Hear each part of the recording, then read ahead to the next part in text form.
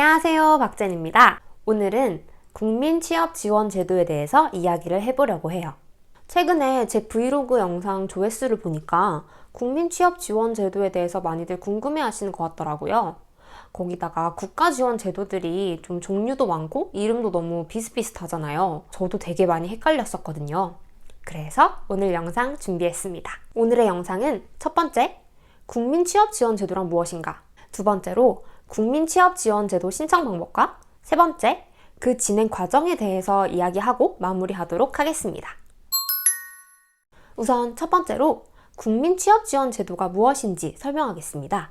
그리고 그 전에 취업성공 패키지나 청년구직활동지원금에 대해서 들어보신 적 있으신가요? 이 두 제도는 기존에 있던 제도인데요. 국민취업지원제도는 이 두 제도를 합치고 또 약간 변형을 해서 만들어진 새로운 제도입니다. 그렇기 때문에 우선 취업성공 패키지와 청년구직활동지원금에 대해서 짧게 설명하고 넘어가겠습니다. 먼저 취업성공 패키지는 2021년부로 국민취업지원제도 2유형에 통합된 제도입니다. 기존의 취성패는 진로상담, 취업알선, 그리고 내일배움 카드를 이용해서 다른 자격증 공부를 할 수 있는 이런 간접적으로 지원을 해주는 제도였어요. 그리고 그 과정에서 3단계로 나눠져 있는데 이 단계를 하나씩 클리어할 때마다 20만원에서 30만원 정도의 수당을 따로 받을 수 있었습니다. 그리고 기본적으로 취약계층이라면 누구나 신청이 가능했고 청년층이라면 다른 자격 요건 없이 누구나 지원할 수 있었습니다. 또 상시 신청이었기 때문에 언제나 필요할 때면 신청할 수 있었다는 것도 특징입니다.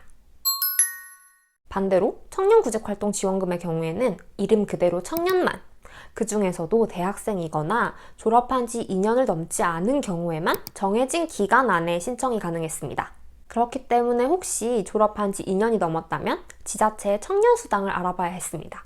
그리고 현재는 국민취업지원제도로 통합이 되면서 2020년 하반기에 마지막으로 신청을 받았습니다.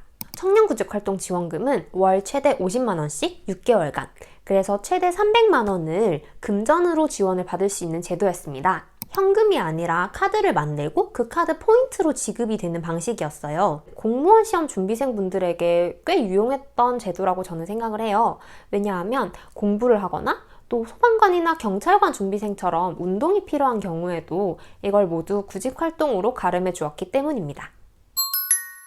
국민취업지원제도는 앞서 말씀드린 대로 이 두 제도를 합친 제도입니다.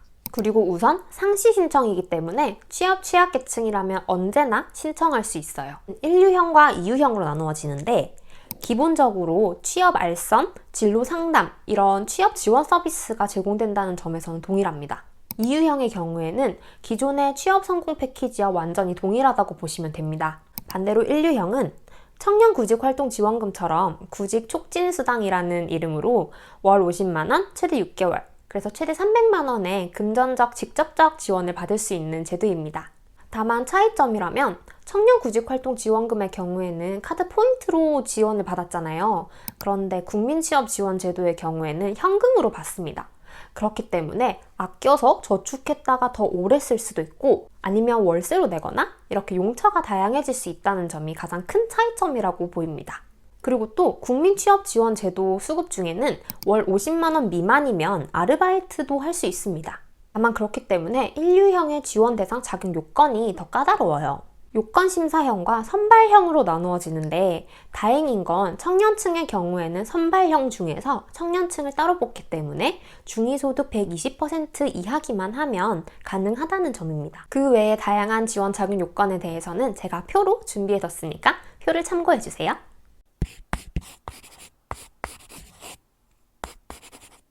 그런데 국민취업지원제도는 지금 당장 취업할 수 있는 사람을 지원하겠다라는 의미가 굉장히 커요. 그렇기 때문에 청년구직활동지원금과 달리 지금 당장 취업을 할 수 없는 경우에는 지원할 수 없습니다. 그러니까 예를 들면 아직 학업이 남았거나 군복무 중인 경우에는 지원을 하실 수 없습니다. 그리고 또 현재 정부 재정지원 직접 일자리에 참여하고 있거나 종료 후 6개월이 넘지 않은 경우, 현재 실업급여나 지자체의 청년수당을 수급 중 혹은 종료 후 6개월이 넘지 않은 경우, 그리고 기존의 취성패나 청년구직활동지원금을 작년에 이용했던 경우에는 종료 후 6개월이 넘지 않았으면 신청이 불가능합니다.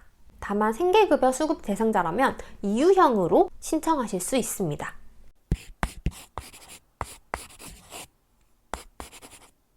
그리고 이건 미래의 일이긴 한데요. 국민취업지원제도를 이용하고 종료가 된 경우에는 3년이 지나기 전에는 재신청하실 수 없습니다.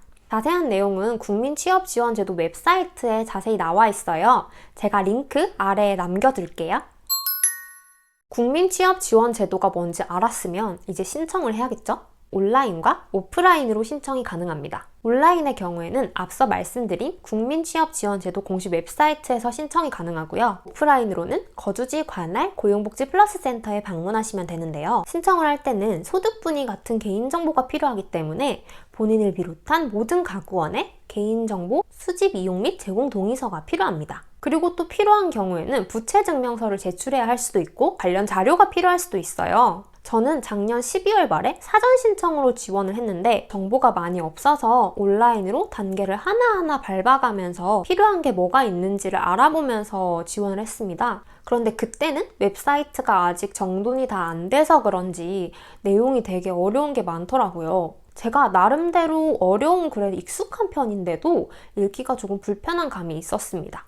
이 영상을 만들기 위해서 다시 자료를 찾아보니까 요즘에는 웹사이트가 많이 정리가 되긴 했더라고요. 하지만 그럼에도 앞서 말씀드린 여러 서류들이 필요할 수도 있기 때문에 혹시 잘 이해가 가지 않거나 도움이 필요하시다면 고용복지 플러스 센터나 고객센터로 전화 문의 드리는 것도 좋을 것 같다는 생각입니다. 저는 예전에 다른 일로 고용노동부에 몇 번 전화한 적이 있는데 담당 선생님들이 다 친절하시더라고요. 그러니까 너무 걱정하지 말고 모르는 게 있다면 전화 문의 드리는 것도 추천드립니다. 신청하고 한 달 정도가 지나면 선정된 경우에 연락이 옵니다. 전화로 연락이 오는데요. 저는 그 전화를 2번이나 놓쳤어요. 저는 평소에 스터디 카페에서 공부를 하기 때문에 전화를 받으러 나가기가 좀 불편합니다. 그래서 모르는 전화를 잘 안 받는데 하필 그 전화가 고용복지 플러스 센터의 전화였던 거죠. 여러분은 저 같은 실수하지 마시고 한 달 정도 지났다 싶으면 모르는 번호라도 꼭 받아보세요. 그 연락을 주신 분이 바로 여러분의 담당 공무원 선생님입니다. 그 전화로 사전 상담 일정을 잡는데요. 저는 당일날 바로 방문을 했는데 이건 개인 스케줄에 맞춰서 조정이 가능하니까 담당 선생님과 이야기 나눠보세요. 사전 상담은 30분가량 소요됩니다. 인적사항, 전공, 또 최근에 일을 언제 했는지, 어느 분야로 취업을 하고 싶은지 이런 기본적인 이야기를 나눠요. 수당을 받기 위해서는 그 증빙이 필요하잖아요. 그런데 그 증빙 방법이 직접 회사에 지원하는 구직 활동이 될 수도 있고 내일 배움 카드를 이용해서 자격증 공부를 할 수도 있습니다. 혹은 HRD 웹사이트에서 강의를 듣거나 고용복지 플러스 센터에서 제공하는 집단 상담 프로그램에 참여할 수도 있습니다. 그렇기 때문에 어떤 분야로 취업을 하고 어떤 준비를 할 것인지에 대해서 이야기를 나누면서 담당 선생님이 어떻게 도와줄 수 있는지 방법을 알아보는 것 같습니다. 만약 내일 배움 카드로 공부가 필요하신 분이라면 이때 말씀하시면 될 것 같습니다. 하지만 제 경우에는 제가 명확히 원하고 또 준비하고 있는 분야가 있었기 때문에 취업 알선이나 내일 배움 카드로는 도움을 받지 못했습니다. 그래서 일주일 뒤에 있는 1회차 정식 상담일까지 취업 계획안을 준비해 오라고 했습니다. 1회차 상담에 가면 준비해온 취업 계획안을 토대로 어떻게 구직 활동을 할 것인지에 대해서 이야기를 나눕니다. 저는 취업 계획안이랑 공부가 어떻게 필요하고 어느 정도 준비가 되었는지, 그리고 올해 있을 공채 예상 목록은 어떤 회사가 있고 또 어떤 분야를 뽑는지 이런 것들을 약간 러프하게나마 준비를 해갔어요. 그리고 마침 공채 시즌 시작이기 때문에 저는 구직 활동을 하는 방향으로 선택했습니다. 구직 활동은 월 2회 이상 해야 됩니다. 그런데 어떤 달에는 뭔가 조건이 맞지 않아서 못하는 경우가 있을 수 있잖아요. 그런 경우에는 여쭤봤더니 다른 방법, 예를 들면 집단 상담 프로그램 참여라든가 그런 방법으로 바꿀 수는 있다고 합니다. 하지만 이건 담당 공무원 선생님이 서버에 변경을 해야 하는 부분이라서 필요한 경우에는 미리 연락을 해야 한다고 합니다. 그리고 필기시험에 응시하거나 면접에 참여한 경우에도 구직 활동으로 가름할 수 있습니다. 이때는 단위 기간이라는 게 중요한데요.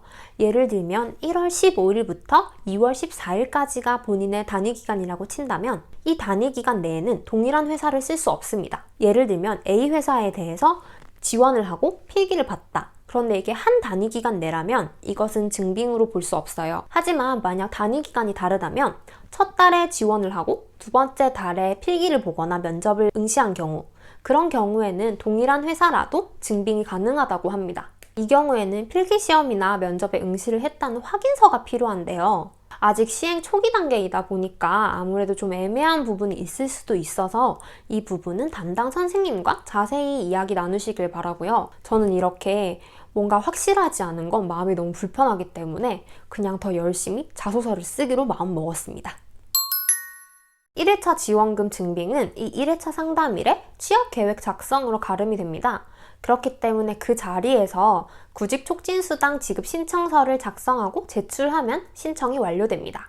2회차부터 6회차까지는 결정한 방법대로 구직 활동을 하고 제출하면 되는데요. 제가 처음에 설명 듣기로는 원래 한 달에 한 번 센터에 방문해야 한다는 걸로 들었는데 또 웹사이트에 보니까 온라인으로 지원하는 것도 된다고 명시는 되어 있더라고요.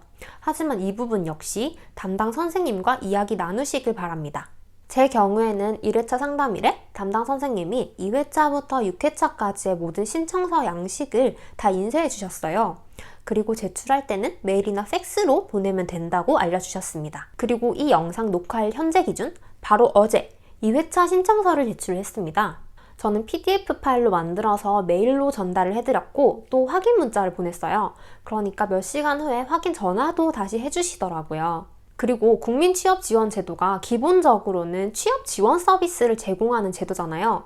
그렇기 때문에 그 전화에서 요즘 어떻게 되고 있는지, 어떤 회사가 났고 어떤 곳에 서류가 났는지 이런 식으로 사후 관리라고 해야 될까요? 그런 지원 서비스도 해주셨습니다. 구직촉진수당은 신청서를 제출하고 14일 내에 지급이 된다고 합니다. 제 1회차 수당의 경우에는 신청서를 제출하고 일주일 정도 있으니까 지급이 됐어요. 하지만 상시 신청이기 때문에 신청서를 제출하는 날짜가 사람마다 다 다르다 보니 아마 2주 내에 언제 들어올지 모른다고 말씀을 하시는 것 같아요. 그렇기 때문에 이 수당을 토대로 한 달 예산을 짤 때는 기간을 조금 더 넉넉히 잡고 짜야 할 것 같습니다. 네, 오늘은 국민취업지원제도에 대해서 이야기를 나눠봤는데요. 사실 제가 대학교에 다닐 때만 해도 국가지원으로는 취성패가 다였어요. 그래서 혼자 정보를 알아보거나 또 대학 내에 취업지원센터를 이용해야 됐습니다. 그리고 금전적 지원 역시 전무했어요. 그런데 최근에는 이렇게 직접적으로 지원해주는 제도도 생기고 고용복지 플러스 센터 내에서 진로 상담이나 자소서 특강, 그리고 면접 특강 같은 것도 되게 많더라고요. 저는 사실상 재취준이기 때문에 이런 부분에 도움은 받고 있지는 않지만 필요하시다면 언제나 받을 수 있다는 점에서 이렇게 취준생을 위한 제도가 많이 생겨서 정말 기쁩니다. 그리고 저의 이 영상도 여러분에게 조금이나마 도움이 되었으면 좋겠습니다. 혹시 도움이 되셨다면 가시기 전에 구독과 좋아요, 댓글과 알람 설정 잊지 말아주시고요.